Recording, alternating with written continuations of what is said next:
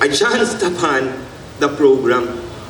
And when I saw the program, it states, State of the Province Address, taho sa katauhan ni Bambi Imano.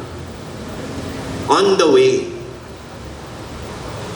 I thought, no, certainly not.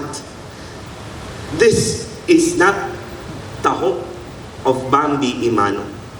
So right then when I arrived at the office, I called Engineer Balo, I called Jana, and told them, let's change the title of today's event, aside from the opening of Cuyamis, into Taho.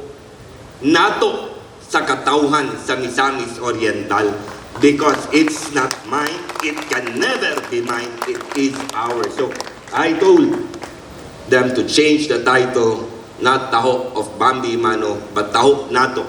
Each and every one of you was a part of what we will hopefully be able to share with you today.